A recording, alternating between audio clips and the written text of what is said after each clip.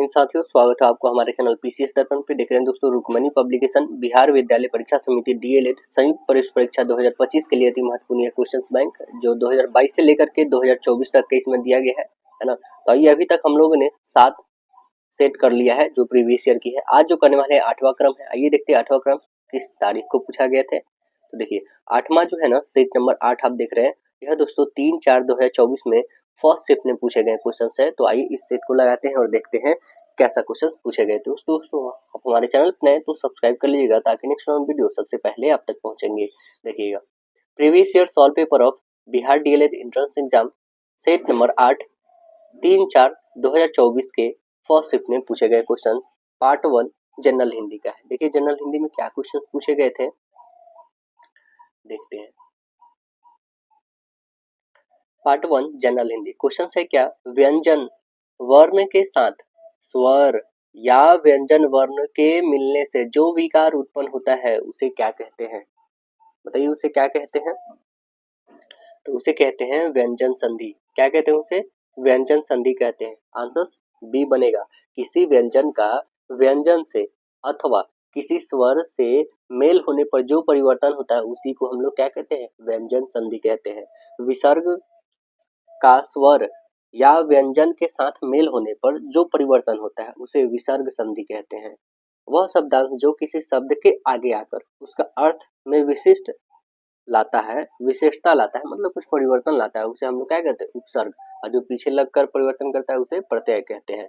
देखिए, दो या दो से अधिक शब्दों से मिलकर बने हुए एक नवीन एवं सार्थक शब्द को क्या कहते हैं? उस सार्थक शब्द को हम लोग समास कहते हैं। आंसर सी करके बताएंगे। क्या कहते हैं? समास। यथास्थान, यथास्थान सामसिक शब्द का विग्रह करना है। यथास्थान सामसिक शब्द का विग्रह क्या हो जाएगा बताएंगे? इसका बताइएगा स्थान के अनुसार। आंसर बी करके बताएंगे स्थान के अनुसार। देखिए गद्यांश क्या है यहाँ पे, सीधे हम लोग क्वेश्चन देखते हैं क्या है। उपयुक्त गद्यांश का शीर्षक क्या है? अच्छा ये तब तो पढ़ने होंगे आपको। भारत माता को हम नमन करते हैं। उत्तर में हिमालय इसकी प्रहरी करता है, दक्षिण में हिंद महासागर इसके चरण पकड़ता है, पश्चिम में कच्छ की खाड़ी और पूर्व में बांग्लादेश, गंगा यमुना नर्मदा ताप्ती कृष्णा गोदावरी ब्रह्मपुत्र आदि नदियां भारत के मैदानी क्षेत्रों की शोभा बढ़ाती है। खेतों में लहराती फसलें और बागों में पके फलों की बहार भारत माता का उपहार है। प्रत्येक धर्म के व्यक्ति भारत माता का सपूत है, सबकी प्रिय है भारत माता। उपयुक्त गद्यांश का शीर्षक क्या होगा ये आपको बतानी है। बताइए, भारत माता, सबकी प्रिय भारत माता, जगत जननी या भारत माता? बताइए क्या हो जाएंगे ऑप्शंस, बताएंगे भारत माता। आंसर ए करके बताइएगा। आगे कह रहा है कि गैजेटेड, गैजेटेड के लिए सही परिभाषिक हिंदी शब्द बताना है। क्या गैजेटेड मतलब होता है क्या दोस्तों? इसका मतलब होता है राजपत्रित। आंसर ए करके बताएंगे। कंटीजेंसी, कंटीजेनेसिस एक्सपेंडिचर के लिए सही हिंदी परिभाषिक शब्द बताना है। बताइए क्या होगा? आंसर्स बता देंगे। आकस्मिक व्यय, एक्सपेंडिचर मतलब ही होता है व्यय करना। तो आंसर्स हम लोग का ए करके बताएंगे। ट का उच्चारण स्थान बताइए। ट का उच्चारण स्थान क्या है? ट का उच्चारण स्थान मूर्धा है, मतलब मूर्धन्य है। ऑप्शन नंबर बी करके बताइएगा। भारतीय का भाववाचक संज्ञा बताना है आपको। भारतीय का भाववाचक संज्ञा क्या होगा? तो भारतीयता। ऑप्शन नंबर बी भारतीयता। जहर उगलना, मुहावरे का अर्थ क्या होगा? सम्मानजनक बात कहना, अपमानजनक बात कहना, इनमें से कोई नहीं, जहर खाना। तो आंसर बताएंगे बी नंबर, अपमानजनक बातें को कहना, जहर उगलना। Answer B. इनमें कौन सा शब्द जो है अशुद्ध मतलब गलत है? आइए देख लेते हैं कौन गलत है। गया में कई दर्शनीय स्थल देखने योग्य है। बिल्कुल यही पहला ही हम लोग का गलत हो गया। क्या हो गया? गया में कई दर्शनीय स्थल है, ये होना चाहिए था कई दर्शनीय स्थल है। दर्शनीय स्थल है, ये नहीं बताना चाहिए कि स्थल जो देखने योग्य है, ऐसा नहीं, दर्शनीय स्थल है, बस इतना ही हो। देखने योग्य नहीं लगेगा इसमें। प्रधानमंत्री जनता के कल्याण के लिए कार्य कर रहे हैं, ठीक है। धीरे धीरे ध्यान से चलो, ठीक है। यह पुस्तक आपको कहाँ मिली है? ठीक है। वह पहले से बहुत तेज दौड़ता, ये जो काले शब्द मतलब कहने का मतलब ये जो लाल शब्द में दिया गया है का पदबंध बताना है। पहले से बहुत तेज दौड़ता है ना, वह तो आपको पता है क्या है? सर्वनाम है। लेकिन वह के बाद जो है पहले से बहुत तेज दौड़ता है, ये आपको बताना है। सर्वनाम तो पहले कर दीजिए, सर्वनाम होगा नहीं, संज्ञा होगा नहीं क्योंकि संज्ञा है नहीं। अब बच गया या तो क्रिया विशेषण या तो विशेषण, यही दो में से होने वाले, बताइए कौन से होंगे। तो आप बता देंगे। यह जो है आपको बताया जा रहा है कि पहले से कैसा दौड़ता है, तो बहुत तेज, तो यह है क्रिया विशेषण पदबंध है। ऑप्शन नंबर बी करके बताएंगे। आम खाया जाता है, इनमें कौन सा वाच्य है? आम खाया जाता है, इसमें वाच्य बताइए कौन है? तो आंसर बताएंगे कर्मवाच्य है। आंसर बी करके बताइएगा। आगे देखिए, कह रहा है कि आप मेरे घर आएंगे या मैं ही आऊं, वाक्य कैसा है? देखिए या है यहाँ पे, या से इस सेंटेंस को क्या किया गया है? कोलैप मतलब जोड़ लिया गया है। वो कौन सा है? संयुक्त वाक्य बनेगा। Option B. शब्द सुनकर जो हम समझते हैं वह क्या है? शब्द सुनकर जो हम समझते हैं उसी को हम लोग अर्थ कहते हैं। किसी को बहुत देर तक सोया हुआ देखकर यह कहना कि सूरज निकल गया है, सूरज निकलने से यदि बिछौना छोड़ने की अर्थ निकलता है तो यह अर्थ है, क्या अर्थ है? तो ये अपोजिट बोला जा रहा है, मतलब व्यंग बोला जा रहा है उसपे। आंसर सी करके बताइएगा। जिसकी तुलना या समता किसी दूसरे वस्तु से की जाती है, अलंकार के उस तत्व को क्या नाम बोलते हैं? जिससे तुलना की जाती है तो उसे उपमान बोलते हैं, जिसका किया जाता है उसको उपमेय बोलते हैं, है ना। तो आंसर हम लोग का सी बताइएगा। जहां जहां मानवेतर जड़ अथवा चेतना में मानव जैसी हरकतों को आरोपित करी जाए वहां पे कौन सा अलंकार होगा? तो देखिए, जब मानव जैसी आ जाएगी उसमें चेतना, मानव जैसी हरकत आ जाएगी तो सीधे मानवीयकरण बताएंगे। ऑप्शन बी होगा। दुख है जीवन तरु के मूल में अलंकार बताना है। दुख है जीवन तरु के मूल, तो बताइएगा इसमें कौन सी अलंकार है? इसमें अलंकार आप बता देंगे रूपक अलंकार है। कौन सा है? रूपक अलंकार, रूपक अलंकार है। और देखिए रूपक अलंकार इसमें तो कोई भी नहीं है, यानी ऑप्शन नंबर हम लोग का डी करेक्ट होगा, इनमें कोई नहीं। रूपक अलंकार हमें इसमें ढूंढना ही है। आइए ढूंढते हैं रूपक अलंकार कौन है। देखिए पहला क्या दिया गया है? इस काले संकट सागर पर, इस काले संकट सागर पर, ये किस चीज में, ये किसका उदाहरण है? तो आप बता देंगे यही आपका रूपक का उदाहरण है। आइए देखते हैं ये क्या चीज का है। चारू चंद्र की चंचल किरणें खेल रही थी जलथल में, बताइए किसका उदाहरण है दोस्तों? तो चारू चंद्र की चंचल किरणें खेल रही थी जलथल में, ये आपका अनुप्रास अलंकार है। च रिपीटेड आ रहा है ना। आगे बताइएगा ये क्या है? अनुप्रास, अनुप्रास। देखिए आगे है, आगे नदी पार, आगे नदी परी अपार, घोड़ा कैसे उतरे पार, बताइए कौन सा अलंकार है? तो देखिए कुछ ज्यादा बढ़ा चढ़ा के नहीं कहा गया कि नदी जब उफान पे है तब भी उस घोड़ा ने उसे क्या हवा में हवाबाजी करके उसे पार कर दिया, तो ये आपका हो जाएगा कुछ बढ़ा चढ़ा कर बोला गया, तो अतिशयोक्ति अलंकार होगा। अतिशयोक्ति अलंकार, है ना। दिन बंधु दुखियों का दुख कब दूर करोगे, है ना। दिन बंधु, देखिए द आ गया, यहीं पे क्या बता देंगे हम? अनुप्रास अलंकार, इसे भी बता देंगे। तो आंसर हम लोग का क्या मिला? राइट आंसर से ए रूपक खोजना था।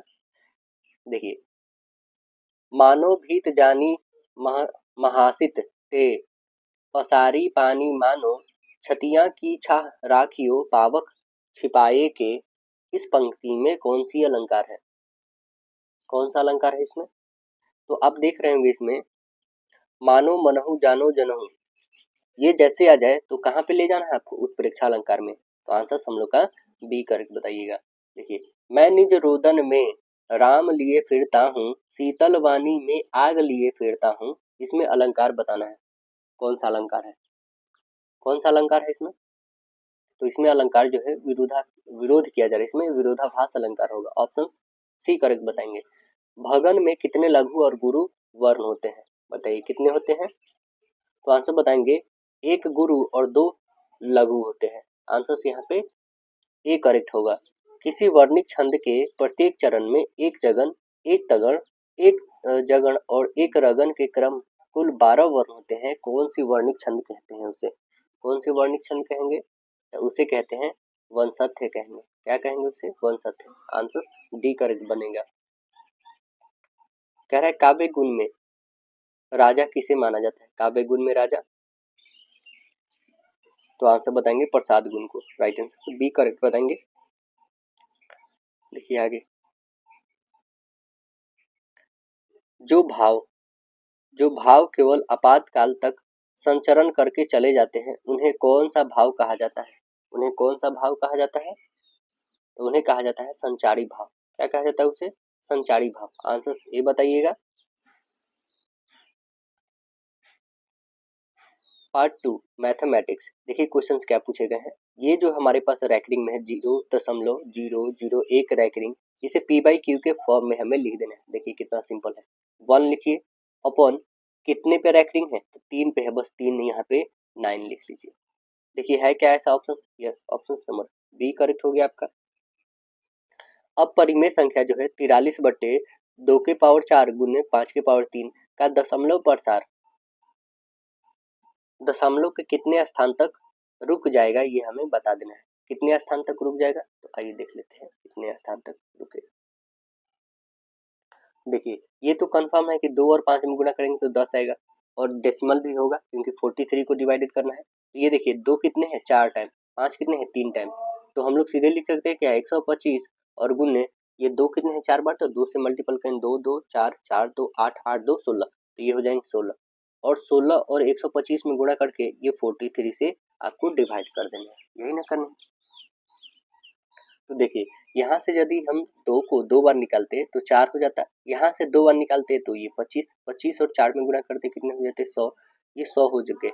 और यहाँ से अभी 2 बाकी थे, मतलब 4, और यहाँ से एक 5 बाकी था, ये और ये में गुणा करेंगे कितने हो जाएंगे? 20, और 20 और 100 में गुणा करते कितने हो जाएंगे? तो हम लोग के पास टोटल 2000 हो जाते। तो सीधे हम लोग यही क्यों नहीं रखेंगे 43 और ये 2000, है ना।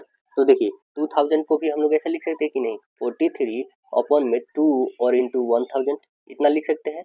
तो 2 से इसे डिवाइड करेंगे, 2 2 जा 4, ओके, 2 2 जा 4, और ये 2 1 जा 2, कैरी 1, और इसमें 2 5 जा 10, इतने तो हो जाएंगे। अब देखिए ये तो हमारा इतना ही पे शांत हो गया, बट ये 3 जो जीरोज हैं, 3 जीरोज हैं, तो इसमें हम लोग यदि ले जाएंगे तो कहाँ पे चला जाएगा? ये 3 जीरो हो जाएगा, तो यहाँ पे हम लोग लेके जाते हैं तो 1 2 3, इससे आगे बढ़ जाएगा 3 जीरो, तो यहाँ पे हम लोग बढ़ाते 1 2 3, मतलब यहाँ पे, है ना। तो ये कितने संख्या बाद? 1 2 3 1 4, 4 संख्या बाद जाके पूरे तरह से दशमलव रुक जाएगा, मतलब ऑप्शन नंबर क्या बनाएंगे? राइट आंसर सी बता दीजिएगा।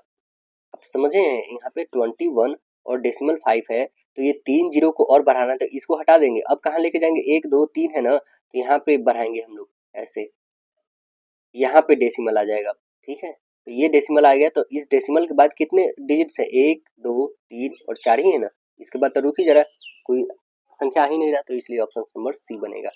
अब देखिए 1440 में 2 का अधिकतम घात कितना होगा? 2 का अधिकतम घात कितना होगा? तो चलिए 1440 का आप गुणनफल निकाल लीजिए, बहुत ही आसान है, निकाल लेंगे आप। 2 के पावर 5 आ जाएगा, ऐसे 2 के और फिर 3 के पावर 2 आएगा, और 5 के पावर 1 आएगा। तो हमें 2 के पावर पूछा है, तो बस 5, ऑप्शन नंबर सी बताइएगा। ऐसे निकालना आपको हम बता देते हैं, 1440 को ऐसे करके निकालिए, 2 से 7, फिर 2 जीरो, फिर 2 से निकालिए ऐसे 3 6 जीरो, फिर 3 2 से निकालिए, ऐसे करके आप निकाल लेंगे बहुत ही आसानी से। देखिए आगे बहुपद दिया हुआ है हम लोग के पास, उसका शून्यक अल्फा और बीटा है, तथा alpha plus beta into beta plus 1 equal 0 है, तो सी का हमें वैल्यू बताना है कि सी का वैल्यू क्या होगा। तो चलिए हम लोग सी का वैल्यू निकाल के देखते हैं क्या हो रहा है। तो देखिए सी के वैल्यू के लिए पहले तो हम लोग बहुपद लिखेंगे। क्या है हमारे पास? X square minus p x plus 1 minus c, है ना। ओके, इसे हम लोग लिख सकते हैं क्या? X square minus p x, और माइनस में हो जाएगा पी, और माइनस में सी, इतना तो लिखेंगे हम लोग। अब देखिए ए की वैल्यू दिया हुआ है 1, बी की वैल्यू दिया हुआ है माइनस में पी, और सी का वैल्यू दिया हुआ है माइनस में पी और प्लस सी, ये दिया हुआ है ना। तो चलिए हम लोग लिखते हैं पहले शून्यकों का योग क्या होता है? Alpha plus beta. Alpha plus beta आप निकालोगे तो क्या होगा? Minus B by A, minus B by A. Minus B में क्या है? तो आप बताएंगे कि पी है, और भी माइनस में है, तो ये प्लस में हो जाएगा सी। सी ए क्या है? तो ए में आप देखेंगे 1 है, मतलब आ जाएगा आपके पास पी अपॉन 1, तो सीधे हम लोग पी बोल सकते हैं। अब निकालेंगे alpha into beta. Alpha into beta क्या होता है? तो आप बताएंगे सी बाई ए होता है, सी बाई ए। सी कितना है? तो सी आप बताएंगे माइनस में पी, और यहाँ पे माइनस में सी हो जाएगा क्योंकि मल्टीपल करेंगे, तो अपॉन में क्या है? ए। ए कितना है? 1 है, तो सीधे हम लिखेंगे माइनस पी और माइनस सी बोल सकते हैं हम लोग। ओके, अब कह रहा है हम लोग से क्या क्वेश्चन? आपने देखा यहाँ पे हम लोग गुणनफल निकाल लिए, यहाँ पे हम लोग योग निकाल लिए। अब हमसे क्वेश्चन कह रहा है कि alpha plus one into beta plus one equal zero है तब। तो देखिए पहले इसको तो आपको ब्रेक करने होंगे, तो यहाँ पे हम लोग लिखेंगे क्या है हम लोग के पास, अल्फा प्लस वन और यहाँ पे है बीटा और प्लस वन इक्वल में क्या है, जीरो है, तो यहाँ पे जीरो रखेंगे। देखिए इसको हम लोग मल्टीपल करेंगे तो अल्फा और बीटा में करेंगे तो अल्फा बीटा होगा, ठीक है, प्लस में अल्फा वन में करेंगे तो अल्फा, प्लस ये बीटा में बीटा हो जाएगा, प्लस में वन इक्वल जीरो। इतना तो आएगा हम लोग के पास। अब देखिए अल्फा इंटू बीटा का वैल्यू अभी हम लोगों ने निकाला है, क्या निकाला है, तो माइनस में पी और माइनस में सी निकाले है। अपन वन है तो इसका कोई मतलब नहीं, अल्फा है तो अल्फा ही रहने देते हैं हम लोग, बीटा है तो बीटा, अच्छा अल्फा और बीटा प्लस में है तो इसका भी वैल्यू तो हम लोग को पता है ना, तो इसका भी वैल्यू रख लो। क्या है अल्फा इंटू बीटा का वैल्यू, तो आप बता देंगे पी है बस, तो यहाँ पे प्लस में पी रखिए और प्लस वन प्लस में है वन इक्वल जीरो रखेंगे, इतना तो रखेंगे हम लोग। चलिए तो यहाँ पे हम लोग निकालते हैं वैल्यू, आप देख रहे हैं माइनस में पी है और प्लस में पी, ये कैंसिल हो जाएगा, तो ये माइनस में सी है तो उधर भेज दो प्लस में, यानी सी इक्वल क्या हो जाएगा, वन। तो सी का वैल्यू कितना आ गया, वन आ गया, वो भी प्लस में आ गया, तो ऑप्शन नंबर क्या आ जाएंगे, राइट आंसर सी करके बता दीजिएगा, ऑप्शन नंबर सी होगा। समीकरण निकाय x का वैल्यू 5, x का वैल्यू एक और दिया है -4 के हलों की संख्या कैसी होगी, बताइए ये हल की संख्या कैसी हो जाएगी। तो देखिए यहाँ पे हमारे पास x का वैल्यू जब 5 दिया हो, हम लोग यहाँ पे एक बनाते हैं, ये हमारा y, ये y डैश है, ये x है, ये x डैश है, ओके। पहला क्या कह रहा है कि x की वैल्यू 5 हो, x की वैल्यू 5 तो y की वैल्यू 0 होगा, तो हमने यहाँ पे डाला, ठीक है, ये हमने ऐसे ड्रॉ कर लिया। दूसरा कह रहा है x का -4 हो, x का -4 माइनस में इधर रहता है तो -4 है और y की वैल्यू 0 हम ले लिए, तो यहाँ पे हो जाएगा। ये कैसा आया, ये रेखा, ये हलों की संख्या जो है ये कैसी आई है हम लोग को, तो आपने देखा कि a, सपोज कर लिए हमने इसको a और इसको b मान लिया, तो ये दोनों कैसी आई है, पैरेलल आई है ना, मतलब समानांतर आई है, तो इसका कोई भी हल नहीं होगा। जब पैरेलल होता है तो कोई भी हल नहीं होता है, यानी आंसर क्या बताएंगे, ऑप्शन नंबर डी करेक्ट बताइएगा। आगे कह रहा है कि बहुपद दिया हुआ हम लोग के पास और इससे भाग देने पर हमें शेषफल क्या प्राप्त होगा, तो चलिए इसको हम लोग भाग देते हैं, क्या है एक्स स्क्वायर और माइनस में 2x और प्लस 1, हमको किससे डिवाइडेड करना है, तो आपको डिवाइड करना है -1 इक्वल 0, इससे तो x की वैल्यू कितनी आ जाएगी, 1। अब x की वैल्यू बस 1 रखना है उसमें, इस गुणनखंड में, तो आइए रख लेते हैं हम लोग, x की वैल्यू यहाँ पे 1 रखेंगे तो 1 हो जाएगा, माइनस में 2 इंटू 1 रखेंगे तो 1 और प्लस में 1, तो ये 1 और माइनस में 2 और प्लस में 1, तो ये प्लस और प्लस 2 हो जाएगा और माइनस में 2, ये काटेंगे तो कितना हो जाएगा हमारे पास, 0 हो जाएगा, तो आंसर क्या आ जाएगा, ऑप्शन नंबर सी करेक्ट बताएंगे, 0। आगे क्वेश्चन कह रहा है द्विघात समीकरण 16x square minus 4px plus 9 equal 0 है, तो मूल वास्तविक तथा समान हो तो p का वैल्यू बताना है, क्या हो, मूल वास्तविक क्या हो, समान हो, तो p का वैल्यू क्या हो जाएगा। देखिए पहले तो गुणनखंड दिया हुआ हमारे पास, तो लिखेंगे क्या है हमारे पास, 16x स्क्वायर माइनस 4px और प्लस 9 इक्वल क्या हो जाएंगे, 0 होगा। अब मूल वास्तविक तथा समान होंगे तो क्या हो जाता है, बी स्क्वायर माइनस 4ac होता है, इक्वल 0 लिखेंगे हम लोग, तो देखिए बी स्क्वायर, बी कितना है, ये 4p है ना, माइनस में है वो भी नहीं, तो माइनस में करेंगे तो प्लस में आ जाएगा आंसर, 16 पी स्क्वायर होगा, माइनस में 4 ए कितना है तो 16, सी कितना है तो 9, इक्वल में 0 रखेंगे हम लोग। अब देखिए ये हो जाएगा आपके पास 16 पी स्क्वायर और ये गुणा कर देंगे तो कितने हो जाएंगे, इसको हम लोग उधर भेज देते हैं, तो 4 गुन्ने 16 गुन्ने 9 इतना है। ये स्क्वायर की वैल्यू हम लोग निकालना चाहेंगे तो कितने हो जाएंगे हम लोग पास, या फिर ऐसे भी कर सकते हैं 4 गुन्ने 16 और गुन्ने 9, इसे 16 से 16 की कैंसिल कर सकते हैं, और स्क्वायर है तो स्क्वायर रूट में आ जाएगा, 4 का 2 होता है और 3 का 9 का 3 होता है, तो 3 दूना 6, पी का वैल्यू कितनी आ गई हमारे पास, 6 आ गया, और वो भी कैसा आएगा, प्लस और माइनस दोनों में आएगा 6, है ना, क्योंकि ये स्क्वायर रूट जो होता है इसका वैल्यू प्लस माइनस दोनों होता है, तो 6 जो आया हम लोग के पास प्लस और माइनस दोनों वाला आया, तो आंसर कौन सा बन जाएगा, ऑप्शन नंबर सी करेक्ट बता देंगे। देखिए आगे, दो चर वाले एक द्विघात समीकरण के व्यापक रूप ax plus b y plus c equal 0 है, तो क्या होगा, तो आप बताइएगा यहाँ पे कि ax plus b y plus c equal 0 होगा, तो a doesn't equal 0, b doesn't equal 0, यानी ऑप्शन नंबर आप पहला ही बता दीजिएगा। 12 आंकड़ों का माध्य 14 है, ठीक है, 12 गुने 14 कर लेंगे, बाद में पता चला कि -24 के मान की जगह पे भूलवश 24 लिखा जा चुका है, तो अब -24 में से 24 घटा लीजिएगा तो वास्तविक माध्य क्या होगा। चलिए यहाँ पे हम लोग बनाते हैं।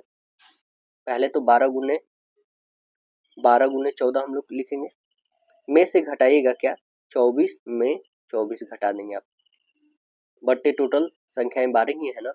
चलिए अब इसे सॉल्व करेंगे, 12 14 में गुणा करेंगे 168, माइनस में हो जाएगा ये 24, माइनस माइनस प्लस हो जाएगा, अपन में 12, इसे घटाएंगे तो कितने हो जाएंगे 120 और बट्टे 12, इससे डिवाइड करेंगे तो कितने हो जाएंगे 10, कितने होंगे 10 हो जाएंगे।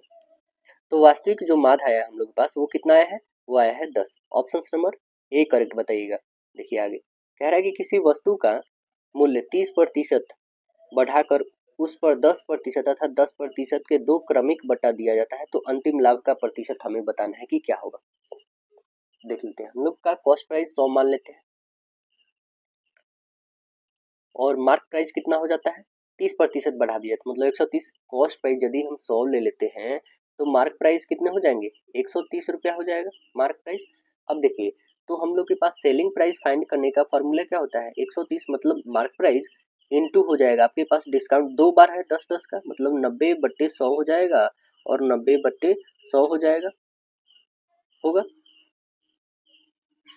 अब काट के देखते हैं, 2 जीरो से ये 2 जीरो, 1 जीरो से ये भी 1 जीरो कैंसिल, इसे कैलकुलेट करेंगे तो कितने हो जाएंगे, इसे कैलकुलेट करिए तो 105.3 हो जाएगा, है ना। 105.3 रुपया हमारा क्या आ गया सेलिंग प्राइस, मतलब जो हमने बेचा है वो। तो हमें लाभ प्रतिशत निकालना, लाभ कितना है, क्योंकि हमने 100 रुपया में खरीदा और बेच दिया 105 में, तो 5.3 रुपया के हमें लाभ हो गया।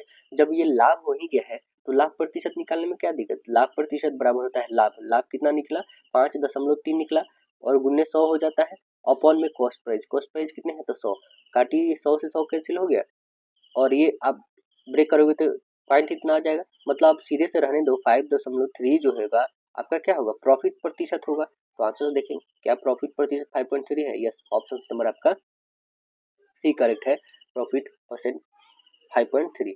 अब देखिए आगे क्वेश्चन कह रहा है कि एक कंप्यूटर 34,000 नगद अथवा 20,000 तत्काल भुगतान एवं 5 समान किस्तों में उपलब्ध है। यदि किस्त योजना के लिए दिया जाने वाला ब्याज 30% वार्षिक हो तो किस्त की राशि क्या होगी, ये हमें बताना है। तो ये किस्त की राशि निकालते हैं, शेष राशि पहले निकालिए 34,000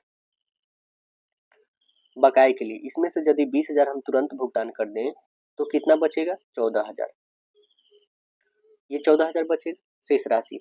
अब जो रेट इसके पास दिया हुआ है वो कितना है 30% है, ओके 30% है, कह रहा है क्या वार्षिक, तो 30 और बट्टे 12 लिखेंगे, इसे काटेंगे तो 3 दहाई और 3 चौके, यानी इसे और भी छोटा करेंगे तो 2.5 मासिक हो जाएगा ये, है ना, मंथली हो जाएगा ये 2.5 मंथली हो जाएगा। तो मंथली हमें बताना है, प्रत्येक किस्त की राशि बताना है, प्रत्येक किस्त मतलब मंथली वाला बताना है, तो हमारा रेट कितना हुआ 2.5% हो गया। अब देखिए जब ये आ चुका है हमारे पास रेट, तो प्रत्येक किस्त के लिए निकालने का फॉर्मूला होता है principal into 1 plus N R upon हो जाएगा 100 की पावर के अपॉन में हो जाएगा n plus N into N minus 1 into R upon हो जाता है 2 इंटू 100, है ना, इतना होता है बस। अब यहाँ पे इसका हम लोग वैल्यू रखते चलेंगे, तो देखिए वैल्यू कितने हो जाएंगे, जो p है हमारे पास कितना आ गया 14,000, 14,000 आया है, ठीक है।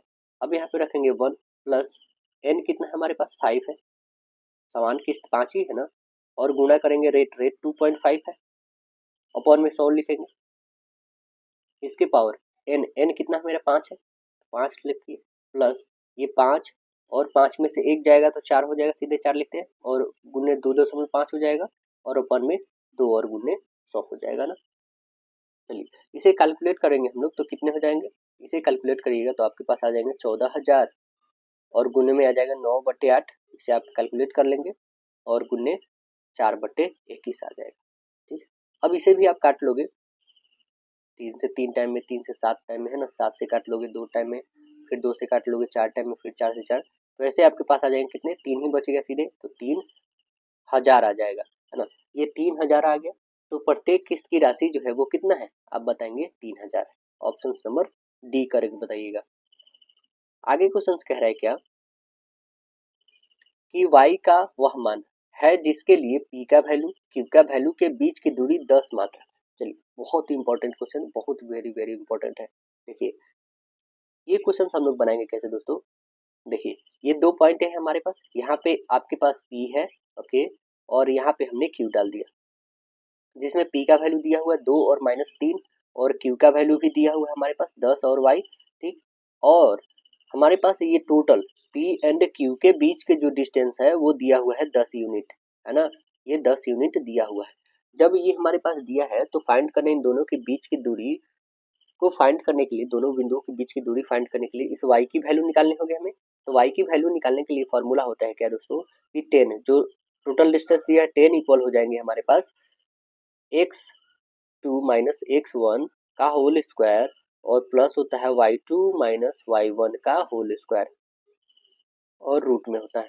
अब बताइए, इस रूट को यदि इधर भेजेंगे तो स्क्वायर में आ जाएगा, मतलब सीधे से हम इधर 100 लिख सकते हैं इक्वल x2 क्या है हमारे पास, तो 10 का होल, 10 में से x1, 10 में से यदि 2 घटाएंगे तो 8 का होल स्क्वायर 64 हो जाएगा, प्लस y2 क्या है आपके पास, y है, और y1 कितना है, तो प्लस में 3 हो जाएगा, माइनस है तो अब इसका स्क्वायर कर लीजिए, तो ये 64 जाके इधर घटेगा तो 36 हो जाएगा इक्वल, ये हो जाएगा y स्क्वायर, या फिर ये स्क्वायर को ही इधर सीधे आप भेज दीजिए तो स्क्वायर रूट में आ जाएगा, तो ये प्लस में 3, इसे घटाए ये 6 आ जाएगा, ये y की वैल्यू जो हो जाएगी, ये 3 जाके घटेगा तो y की वैल्यू 3 आ जाएगी। y की वैल्यू कैसा है हमारा, तो पॉजिटिव में है 3, है ना।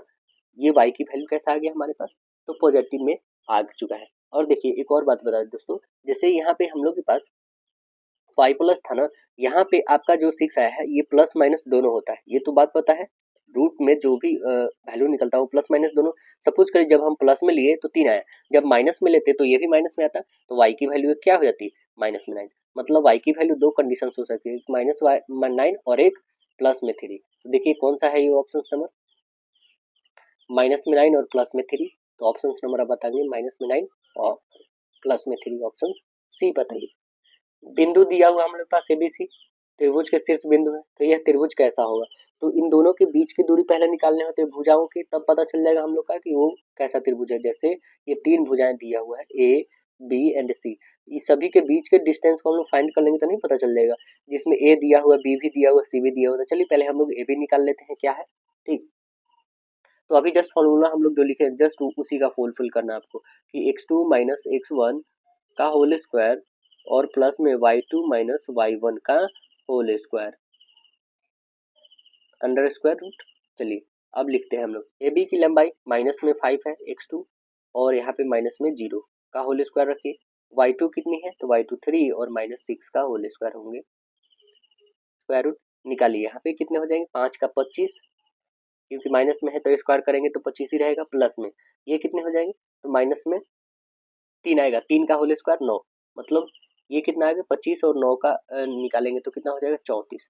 34 का तो होता नहीं है, मतलब ये हमारे पास ए बी का वैल्यू कितना आ गया, √34। यहाँ पे लिख लेंगे ए बी का वैल्यू जो आ गया रूट में 34 आ गया। अब निकालते हैं हम लोग बी सी का वैल्यू, बी सी का वैल्यू सेम वही निकालेंगे हम लोग, रूट में निकालेंगे, है ना।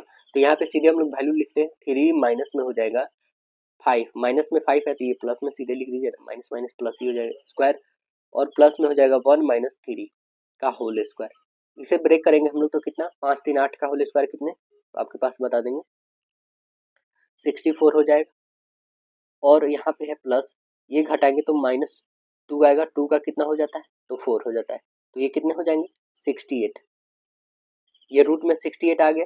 देखिए ये दोनों अलग अलग आया, तो बी सी हमारे पास कितना आ गया, 68 आ गया, ए बी इतना आया है, बी सी √68 आया है।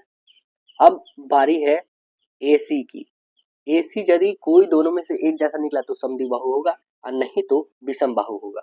तो ये निकाल के देखते हैं, इसका है 0 माइनस 3 का होल स्क्वायर प्लस में 6 माइनस 1 की होल स्क्वायर, स्क्वायर रूट इसका निकालिए, 3 का 9 हो जाएगा, प्लस में 6 में से एक घटाएंगे 5 का होल स्क्वायर 25, 25 और 9 जोड़ेंगे तो 34। आपने देखा दो भुजाएं कौन, एक ए सी और एक ए बी, दोनों सेम है, √34 तो ए बी और ए सी, देखिए ए बी और ये और ये दोनों इक्वल है, मतलब समद्विबाहु त्रिभुज हुआ।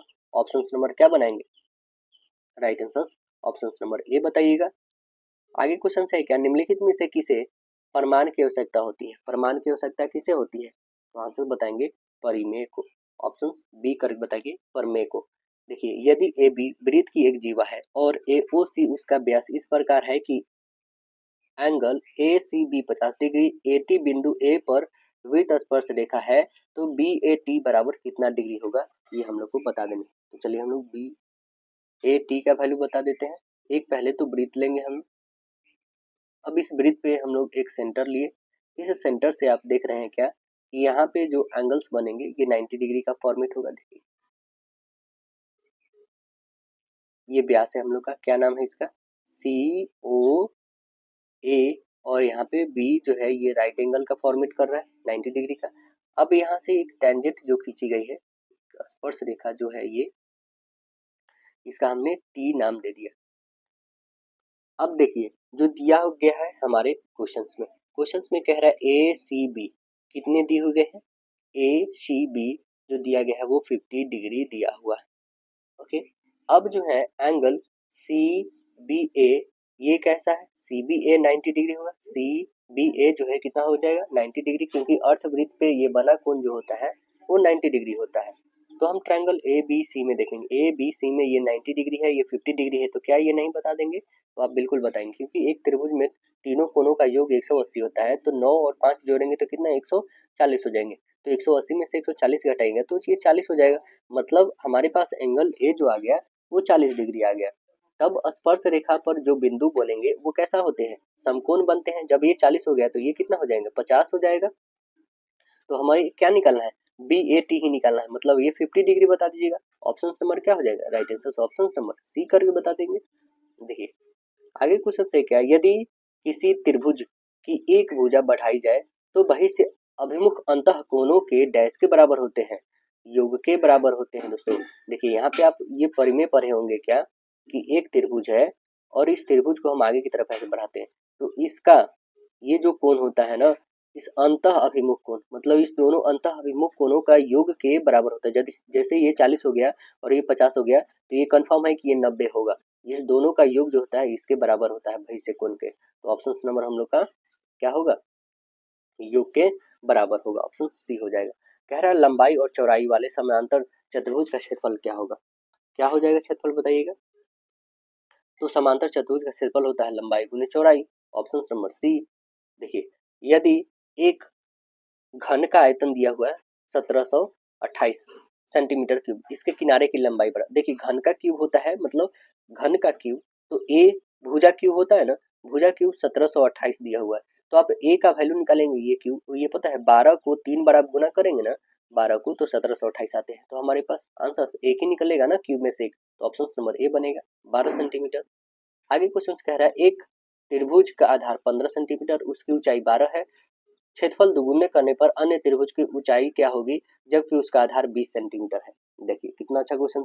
यहाँ पे एबीसी एक त्रिभुज है, मान लेते हैं कि एबीसी एक त्रिभुज है जिसकी हम मान लेते हैं क्षेत्रफल क्या होता है, मान क्या लेते होता है ये 1/2 बेस इंटू हाइट होती है इसका क्षेत्रफल, जिसमें दे रखा है हमारे पास क्या 1/2 और बेस 15 है और हाइट कितने हैं आपके पास 12 है। इसे काटेंगे 2 से 6 टाइम में 6 15 जा 90 होते हैं, ये तो 90 आ गए। बट आगे कह रहा है कि जो नया ट्रायंगल, जो नया हमारे पास त्रिभुज है उसका क्षेत्रफल जो होता है इसके 2 गुना, मतलब सीधे से 180 हो जाता है, 90 गुना 180, तो आप लिखेंगे कि 1/2 और बेस, बेस हमारे पास 20 है बट उसकी हाइट नहीं है और क्षेत्रफल जो होते है 2 गुना हो जाती है 180 हो जाती है, तो 2 से काटेंगे 10 टाइम है, इसे काटेंगे मतलब हाइट जो उसकी निकलेगी वो कितनी हो जाएगी 18 डेसीमीटर हो जाएगी। ऑप्शन नंबर कौन हो जाएंगे 18 decimetre, right answer B correct बताइएगा। अब देखिए ये हमारे पास ऑब्जर्वेशन है, इसका बहुलक बताना है, मतलब ये नंबर जो है इसका बहुलक क्या हो, बहुलक वो होते हैं जो सबसे ज्यादा बार आते हैं, तो सबसे ज्यादा बार कौन सा नंबर आया है देखेंगे, क्या 7 आया है क्या, एक और दो, दो ही बार आया है। 8 देखते कितना बार, एक दो, दो ही बार आया है 8 भी।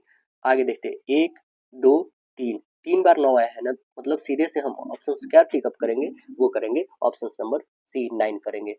देखिए से कम तोरण और से अधिक तोरण के काटन बिंदु भुज डैश कहलाते हैं, क्या कहलाते हैं, तो वह कहलाते हैं माध्यक, क्या कहलाते हैं माध्यक कहलाते हैं। आंसर बी करेक्ट बताइएगा।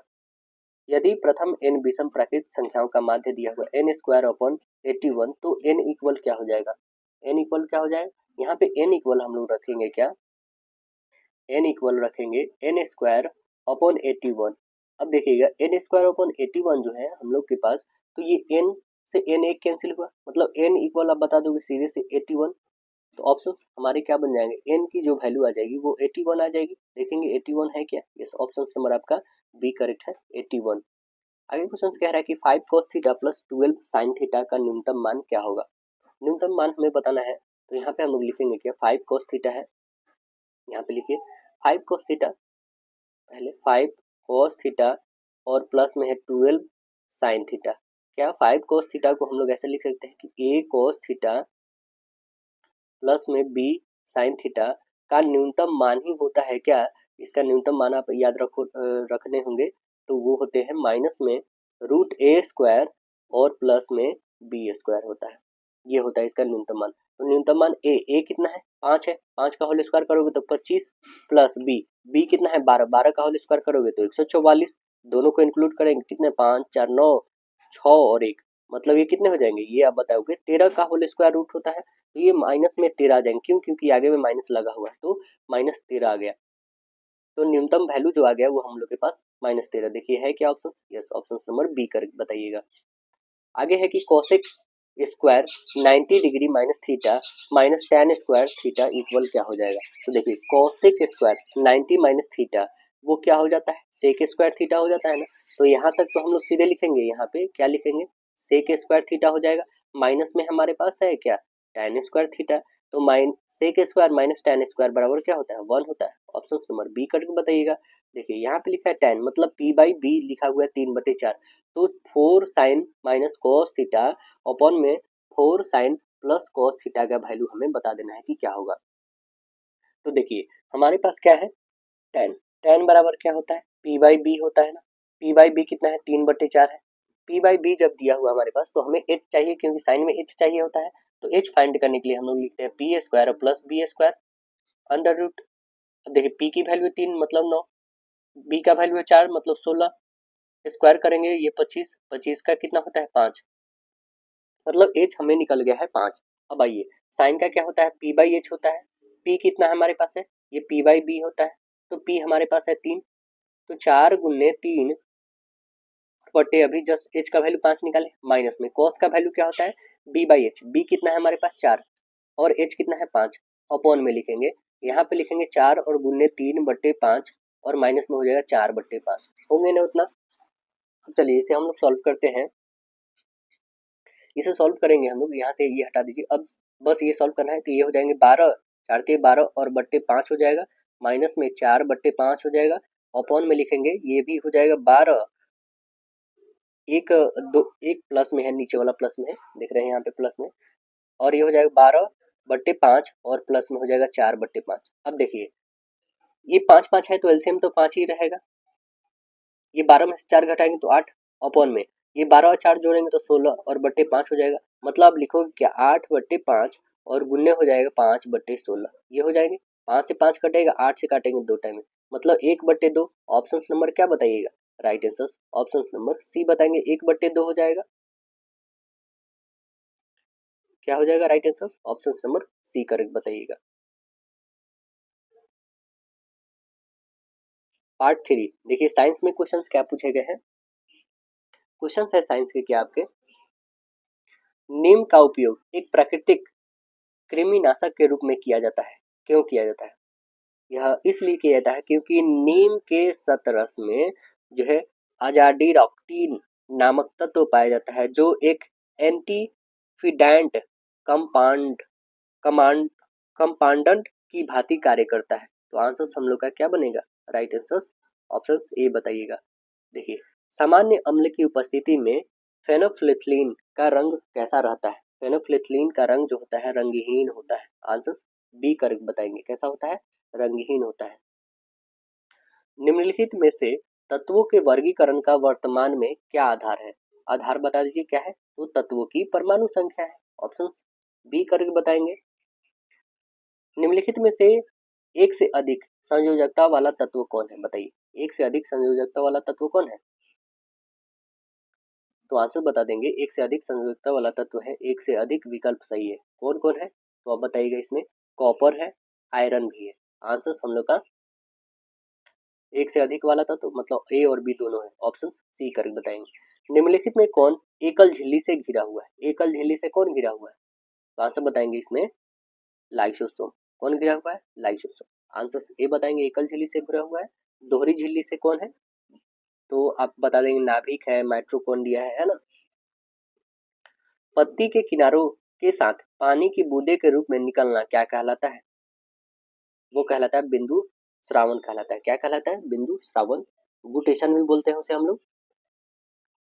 देखिए आगे क्वेश्चन क्या है कि कीटनाशक आमतौर पर किस पर कार्य करते हैं? किस पर कार्य करते हैं? ये कहते हैं तंत्रिका तंत्र पे। आंसर सी बताइएगा।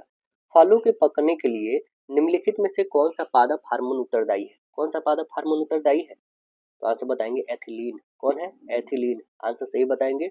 On the origin of species नामक पुस्तक किसने लिखी है? On the origin of species नामक पुस्तक किसके द्वारा लिखा गया है? चार्ल्स डार्विन के द्वारा। आंसर ए करेक्ट बताएंगे। 1859 में इनका पब्लिश हुआ था बुक, 1859 में। निम्नलिखित में कौन चाल का मात्रक नहीं हो सकता है? बताइए चाल का मात्रक कौन नहीं हो सकता है? सेकंड प्रति मीटर नहीं हो सकता है। ऑप्शन नंबर डी करेक्ट बताएंगे, सेकंड प्रति मीटर नहीं हो सकता है। चंद्रमा के सतह पर नजदीक दो अलग अलग द्रव्यमान की वस्तुएं मुक्त रूप से गिर रही हो तो क्या होगा?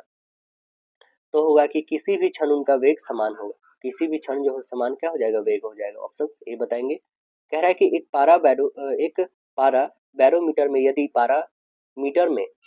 यदि पारा युक्त ट्यूब झुकी हो तो क्या होगा? तो आप बताएंगे कि पारा स्तंभ की ऊर्ध्वाधर ऊंचाई समान रहेगी। ऑप्शन नंबर बी करके बताएंगे। ध्वनि तरंग सबसे तीव्र गति में गमन करती है किस चीज में? बताइए। ठोस में सबसे ज्यादा। आंसर ए बताएंगे, ठोस में करती है। पूर्वी तट पर डेल्टाई भाग में किस प्रकार की मिट्टी पाई जाती है? जलोढ़ मिट्टी पाई जाती है। आंसर डी बताएंगे, जलोढ़ मिट्टी। ओजोन परत पर छेद के लिए कौन सा गैस मुख्य रूप से उत्तरदायी है? ओजोन गैस में तो आंसर बताएंगे क्लोरोफ्लोरोकार्बन, CFC। ऑप्शन डी बताइएगा। तृतीय पृथ्वी सम्मेलन का आयोजन कहाँ पे हुआ था? पहला पृथ्वी सम्मेलन 1992 में हुआ था, रियो डी जेनेरो ब्राजील में हुआ था। और तीसरा आपसे पूछा गया है, तो तीसरा कहाँ पे हुआ था दोस्तों? तो तीसरा भी याद रखेंगे, यह हुआ था जोहान्सबर्ग में। कहाँ पे हुआ था? जोहान्सबर्ग कहाँ पड़ता है? साउथ अफ्रीका में। आंसर ए करेक्ट बताएंगे, तीसरा जोहान्सबर्ग में। पहला कहाँ? रियो डी जेनेरो हुआ था। निम्नलिखित में कौन सा जीवाश्म ऊर्जा है? बताइए कौन सा जीवाश्म ऊर्जा है?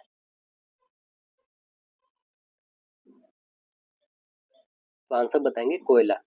राइट आंसर सही बताएंगे। कह रहा है किसी चालक से होकर प्रति सेकंड गुजरने वाले इलेक्ट्रॉनों की संख्या 10 के पावर 20 है तो चालक का प्रवाहित धारा का मान आपको बता देना है कितना होगा। तो आपको पता होगा कि I बराबर क्या होता है? Q अपन T होता है ना। तो बस यहाँ पे रखेंगे number of electron upon T। देखिए यहाँ पे number of electron upon time, तो कितने हो जाएंगे? 10 इन 10 की पावर कितने हैं? 20। 10 की पावर 20 इंटू हो जाएगा 1.6 इलेक्ट्रॉन का number, 10 to the power -19 upon में हो जाएगा कितना? 1। इसे मल्टीप्लाई करेंगे तो 10 इंटू 1.6 एम्पियर हो जाएगा, यानी 16 एम्पियर बता दोगे। ऑप्शन नंबर क्या हो जाएंगे? ऑप्शन नंबर ए करेक्ट हो जाएगा, 16 एम्पियर। विभवांतर मापने के लिए किस यंत्र का उपयोग करते हैं? उस यंत्र का क्या नाम है? Volt meter. क्या नाम है? Volt meter. आंसर बी बताएंगे। लेंस का सूत्र बताइए। लेंस का कौन सा सूत्र होगा दोस्तों? लेंस का सूत्र होगा माइनस वाला। कौन है? तो 1/v minus 1/u equal 1/f होगा।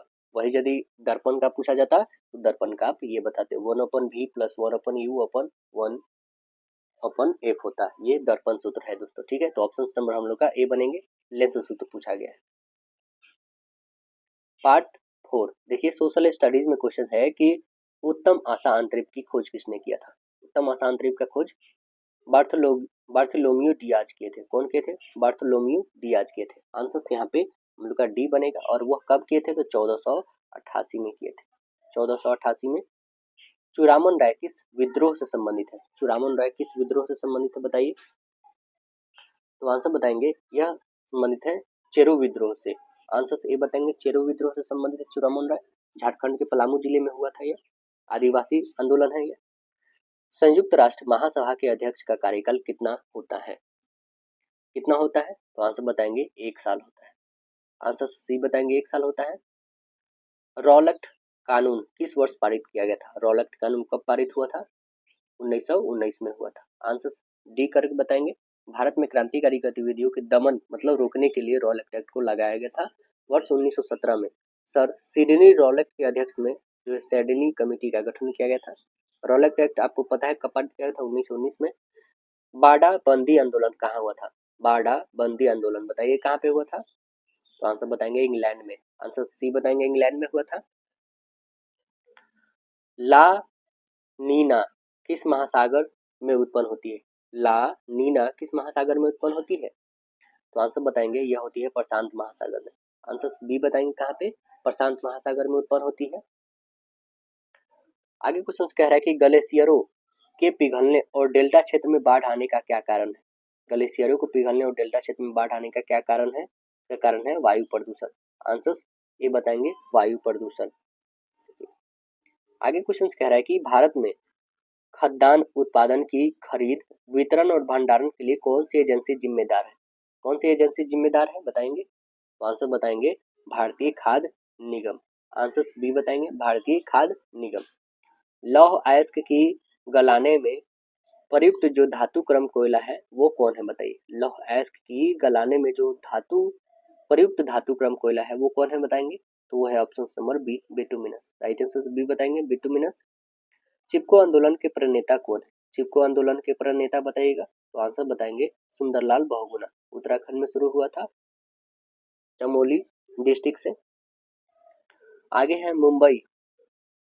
मुंबई हाई क्यों प्रसिद्ध है? मुंबई हाई क्यों प्रसिद्ध है? तो यह इसलिए प्रसिद्ध है दोस्तों खनिज तेल हेतु प्रसिद्ध है। आंसर ए बताइएगा। संसार की सबसे ऊंची सड़क कहाँ है बताइए? सबसे ऊंची सड़क लद्दाख में है, उमलिंगला दर्रा। ऑप्शन नंबर बी करके बताएंगे। कोयला किस प्रकार का संसाधन है? कोयला बताइए किस प्रकार का संसाधन है? कोयला अनवीकरणीय है। आंसर बी बताइएगा। समवर्ती सूची का प्रावधान किस देश से लिया गया है? समवर्ती सूची का प्रावधान आप बताइएगा ऑस्ट्रेलिया से। कहाँ से? ऑस्ट्रेलिया से। बी करेक्ट बताएंगे, है ना। और राज्य नीति निर्देशक सिद्धांत ये आयरलैंड से लिया गया दोस्तों। यदि पूछे व्यापार और वाणिज्य की स्वतंत्रता तो ये भी ऑस्ट्रेलिया से ही लिया गया। संसद के दोनों सदनों की संयुक्त बैठक तो होती है और उसे बुलाते कौन है? राष्ट्रपति। और अध्यक्षता कौन करते हैं? तो लोकसभा के अध्यक्ष करते हैं। और वो कहाँ से लिया गया? ये भी ऑस्ट्रेलिया से बात को लिया गया। मौलिक कर्तव्य पूछा जाए तो मौलिक कर्तव्य रूस से। मौलिक मूल अधिकार तो ये यूएसए से लिया गया। विधि द्वारा स्थापित प्रक्रिया जापान से लिया गया है ना। और आपातकाल के दौरान मौलिक अधिकार का निलंबन कर दिया जाना ये जर्मनी से लिया गया है। देखिए कह रहा है कि भारतीय संविधान के मूल रूप से कितने अनुच्छेद हैं? बताइए कितने अनुच्छेद है दोस्तों? तो मूल रूप से 395 अनुच्छेद है। आंसर्स क्या बताएंगे? राइट आंसर्स बी बताइएगा 395। सर्वोच्च न्यायालय में न्यायाधीशों की कुल स्वीकृत संख्या कितनी है बताइए? कितनी है टोटल? तो आंसर बताएंगे ऑप्शन नंबर सी 34 है। 33 गो अन्य न्यायाधीश और एगो मुख्य न्यायाधीश। इनमें से कौन स्वतंत्रता भारतीय नागरिकों को नहीं है? कौन सी स्वतंत्रता भारतीय नागरिकों को नहीं है? देखिए देखते हैं कौन है। सरकार की आलोचना करना ये तो है। सशस्त्र विद्रोह में भाग लेने की स्वतंत्रता ये बिल्कुल नहीं है। ऑप्शन बी ही करेक्ट हो जाएगा हम लोग का। सरकार बदलने के लिए आंदोलन शुरू करना स्वतंत्रता है। संविधान के केंद्रीय मूल का विरोध भी करना है। देखिए निर्वाचन में राजनीतिक दलों के लिए आचार संहिता का निर्माण और उसकी धारणा कौन करता है? बताइए कौन करता है? आंसर बताएंगे निर्वाचन आयोग करता है। ऑप्शन नंबर सी बताएंगे कौन करता है? निर्वाचन आयोग करता है। किसी आधार पर लोकतंत्र का सर्वोत्तम शासन कहते हैं? किस आधार पर लोकतंत्र को सर्वोत्तम शासन कहते हैं? तो कहते हैं उसका आधार है जनता पर अधिक आधारित, मतलब जनता पे आधारित। ऑप्शन नंबर डी करेक्ट बताएंगे। लोकतंत्र के विकास के तीसरे चरण में किस विचार को मान्यता मिली है? किस विचार को मिली है? तो आंसर बता देंगे राजनीतिक समानता के साथ आर्थिक समानता। ऑप्शन नंबर डी करेक्ट बताएंगे। पार्ट 5 जनरल इंग्लिश का देखिए complete the sentence using appropriate option. By the next month we shall dash the project. तो आंसर बताएंगे we shall have completed the project. Options D correct बताएंगे। आगे question है क्या, identify करना है टेंस का ये कौन सा है। John met the office, John met the officer in the evening, है ना। तो ये कौन से हमारे सेंटेंसेस है, ये सेंटेंसेस का नाम है past indefinite tense. Option number D correct बताइएगा। Select the most appropriate option to change the sentence from direct speech to indirect. क्या है, Dharm said I am going to arrive at 8, है ना। तो आंसर्स क्या बताएंगे, Dharm said that dash going to dash at 8। तो answers बता देंगे। ऑप्शन नंबर होगा धर्म से डैट ही वॉज होगा, he was going to arrive at 8। Option number A correct बताइएगा। Select the most appropriate option to change the sentence from direct speech to indirect. Narration हमें बनाना है, I need help in the garden work this week, Ravi said. तो क्या बनाएंगे, Ravi told that dash help in the garden work dash. तो answers हमें बनेंगे क्या कि Ravi told that he needed help in the garden work that week. Options D correct बताएंगे। Pick out the non finite verb in given sentence. Most boy like playing games. बताइए इसमें कौन non finite है, तो आप आंसर बताएंगे playing जो है नॉन फाइनाइट वर्ब है। ऑप्शन सी बताएंगे। Pick out the non finite verb in a given sentence. They begin to talk. बताइए क्या हो जाएंगे answers, they begin to talk. हमें नॉन फाइनाइट ही ढूंढने हैं, बताइए क्या हो जाएंगे। तो आंसर बता देंगे ऑप्शन नंबर सी टॉक होगा। आगे क्वेश्चन देखते हैं। A sentence has been given in active voice out of 4 alternative given below, select the one which best express the same sentence in a passive voice. Okay, ये देखते हैं क्या है question. You can rely on what he say. बताइए इसका क्या बनाएंगे हम लोग, इसका बनाएंगे हम लोग what he say can be relied by you. Option number क्या हो जाएंगे, right answer C relied by you. देखिए ये जो हमारे पास दिए गए हैं सिंबल्स, ये क्या है, ये सभी सिंबल्स क्या कहलाते हैं, प्रीपोजिशंस, प्रोनाउंस, वर्ब्स या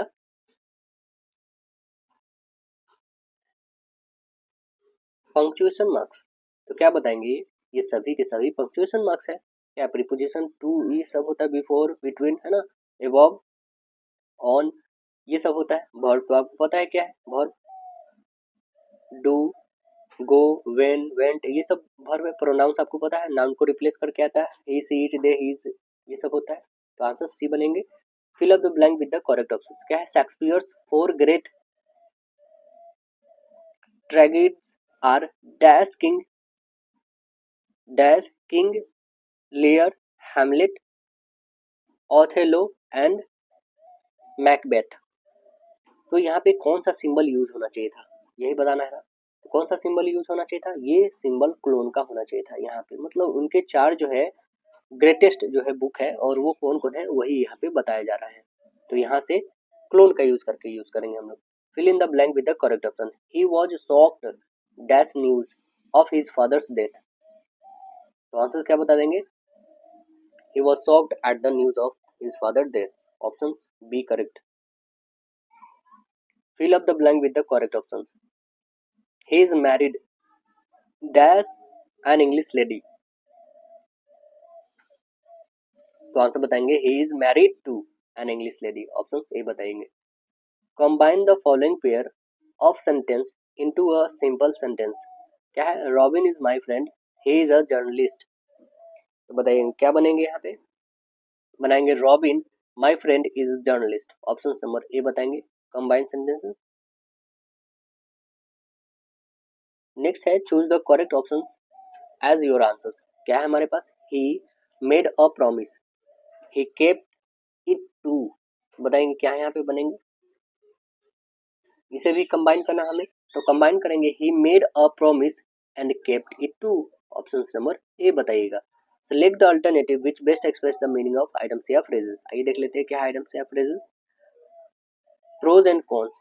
प्रोज एंड कॉन्स का मतलब है क्या है, प्रोज एंड कॉन्स का मतलब है पक्ष और विपक्ष, है ना। तो आंसर बताएंगे advantage and disadvantage. Option number A बताइएगा। Select the alternative which best express meaning of items या फ्रेजेस। तो देखेंगे क्या है आइटम्स या phrases. Within a stones throw, within a stones throw का मतलब क्या है, तो यहाँ पे कहने का मतलब काफी नजदीकी। आंसर्स क्या बताएंगे, वेरी नियर। ऑप्शन बी बताएंगे, very near. Select the alternative which best express the meaning of items या phrases. Runnings cats and dogs, बताइए इसका मतलब क्या है। Runnings, running cats and dogs मतलब होता है मूसलाधार बारिश, यानी क्या बताइएगा, मूसलाधार बारिश को हम लोग बोलेंगे running very hard. Option D बताइएगा। Choose the correct phrase from given option and make a conditional sentence. क्या है, if air dash warmer it will rise. तो आंसर बताएंगे if air gets warmer it will rise. Option A बताएंगे। Choose the correct phrase from the given option and make a conditional sentence. If my mobile dash internet I would have send you an email. तो answer बताएंगे if my mobile had had है ना internet I would have send you an email. Option number A correct बताएंगे। Fill up the blank with the correct option. A few boys dash come, a few boys have come. Option number C plural forms है। Fill in the blank with the correct options. All that he did dash unless useless. तो क्या बोलेंगे, all that he did dash useless. तो answer बोलेंगे was useless. Option C बताएंगे। Part 6 logical and analytical reasoning. देखिए reasoning में क्या questions पूछे गए हैं। कह रहा है कि आम फल है तो प्याज क्या है, जड़ है, फल है, फूल है, तना है। बताइए क्या है, तो आप बताएंगे ये तना है। आलू भी एक क्या है, आलू भी एक तना ही है ना। आगे देखेंगे क्या आता है। 18 के बाद 27, 34, फिर 43, फिर 50। तो आगे क्या आने वाले हैं, तो आगे क्या आने वाला है बताएंगे। देखिए 18 से 27 ये आप बताएंगे कि यहाँ पे 9 बढ़ा है, फिर 27 से 34 यहाँ पे आप बताएंगे 7 बढ़ा है, फिर यहाँ से 9 बढ़ा है, फिर यहाँ से 7 बढ़ा है, तो फिर हम क्या इतना बढ़ाएंगे, 9 ही तो बढ़ाएंगे, यानी कितना आना चाहिए 59। ऑप्शन नंबर ए करेक्ट बता देंगे 59।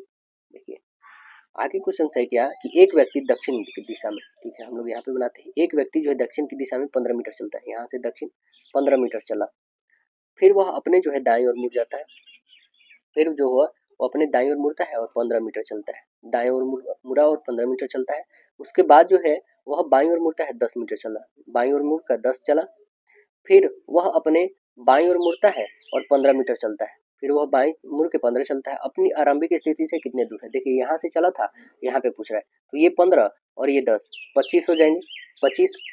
ऑप्शन नंबर क्या है, राइट आंसर सी है। और ये भी पूछा किधर है, तो दक्षिण में आप बता देते। वर्णमाला में दाएं वर्णमाला में जो है दाएं से 8वां तथा 22वें अक्षर के मध्य में कौन सा अक्षर आएगा, ये हम लोग को बताना है। तो देखिएगा दाएं से 5वां, तो अब दाएं से 8वें कौन हो जाएगा, दाएं से 8वां, तो दाएं से 8वां तो हम लोग का एस आ जाएगा, दाएं से खोजना है तो एस आएगा, मतलब 19 हो जाएगा। और बाएं से 22वें मतलब 5 पे आ जाएगा, मतलब कि ई आता है।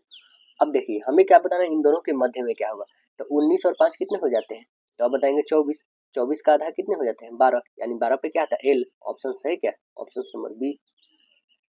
5 व्यक्ति दिए हैं गोलाकार में इसमें बैठे हैं, आर जो है पी तथा टी के मध्य में, क्यू जो है टी के बीच में बैठा है, तो टी बाएं से दूसरे कौन है, टी के बाएं दूसरे। देखिए यहाँ पे 5 व्यक्ति को हम एक गोलाकार वृत्त में बैठाते हैं, यहाँ पे क्यू, यहाँ पे पी, यहाँ पे टी है और यहाँ पे एस, यहाँ पे आर को बैठा है। ओके अब देखिए हमें क्या पूछा गया है कि टी के बाएं, टी है ना, इसके बाएं दूसरा, बाएं कौन है, बाएं क्यू है और दूसरे दूसरे पे बोल रहा है ना, तो इस ऑप्शन नंबर सी। 7 और 34, 7 से 34 है, जैसे 5 से कौन है, तो बताइए कौन है। देखिए 7 से 34 कैसे है, तो ये 3 और 4 को जोड़ेंगे तो 7 आ रहा है, तो वैसे 5 कौन है, 3 है 3 बिल्कुल नहीं, 3 2 6 बिल्कुल नहीं, 5 4 9 बिल्कुल नहीं, 4 1 5। ऑप्शन नंबर कौन होगा, राइट आंसर डी करेक्ट बताइएगा। देखिए पानी जो है पर्वत और बांध के संबंध को कौन आकृति प्रदर्शित करती है, पानी पर्वत और बांध, बताइए कौन है। तो पानी अलग होता है, पर्वत अलग, बांध अलग होता है। Option number right answer A बताइएगा। पैटर्न को ध्यानपूर्वक देखना है और बताना है कि कौन सी जोड़ी आगे आती है, कौन सी जोड़ी आगे आ जाएगी, आइए देख लेते हैं। इसमें 2 का कमी है 38, इसमें 3 का कमी है, इसमें फिर 2 का, इसमें कितने की कमी है, इसमें 2 का, इसमें कितना कमी है, तो आप बताएंगे 3 का। तो फिर कितना कमी होगा, 2 का, मतलब 26 हो जाएगा। फिर कितना कमी, फिर 2 का है 24, 26 24 कहाँ है, तो ऑप्शन नंबर सी करेक्ट है। कह रहा है कि मनीषा एक परीक्षा में उत्तीर्ण करने वालों के ऊपर से 16वें और नीचे से 19वें पर रही है। 6 लड़कों ने प्रतियोगिता में भाग नहीं लिया और 5 इनमें असफल रहे, तो कक्षा में कितने लड़के हैं। तो देखिए नीचे से 29वें है ना, 29वें 29, तो पहले से दोनों को इंक्लूड करिए तो कितने हो जाएंगे, ये 15 और ये हो जाएगा आपके पास 4। 45 में से एक घटाइएगा तो इसका पता चल जाएगा कि टोटल कितने व्यक्ति हैं, 44। इतना तो पता चल गया कि परीक्षा में जो उत्तीर्ण होने वाले हैं उनकी संख्या कितनी है, 44 है। लेकिन हमें लड़कों की संख्या बताना है, तो देखिए लड़कों की संख्या के, कक्षा में लड़कों की संख्या टोटल तो है पहले 44, 44 और प्लस 6, क्या है, कह रहा है कि 6 लड़के प्रतियोगिता में भाग नहीं लेते हैं, ये तो है ना, और 5 असफल रहते हैं, प्लस में 5 इंक्लूड करेंगे कितने हो जाए 11 और इसको ऐड करेंगे तो 55, मतलब कितने लड़कों की संख्या है, तो ऑप्शन नंबर आप बताएंगे, राइट आंसर डी बताइएगा।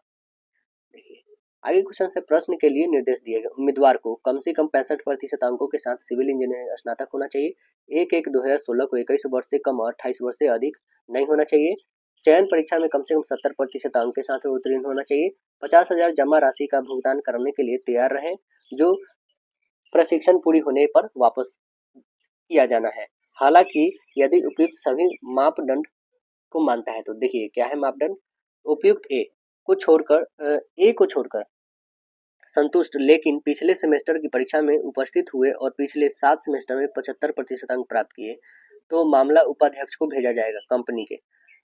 देखिए 2 में कह रहा है क्या, डी पर, लेकिन इस क्षेत्र में 1 वर्ष से अधिक समय तक काम करने का अनुभव हो, मामला कंपनी के महाप्रबंधक को भेजा जा सकता है। प्रश्न देखिए, खुशी ने एक सरकारी कॉलेज से सिविल इंजीनियरिंग पास की।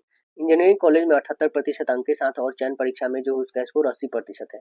उनकी उम्र 24 साल है और उन्हें एक निजी कंपनी में 2 साल का अनुभव है। तो आंसर्स क्या होने चाहिए, आंसर्स होगा ना कि यदि यह मामला जो है महाप्रबंधक को भेजा जाना चाहिए। ऑप्शन नंबर क्या बताएंगे, राइट आंसर बी करेक्ट होगा। तो आशा है दोस्तों वीडियो पसंद आएगा, फिर मिलते हैं नेक्स्ट सेशन में, जब तक के लिए धन्यवाद।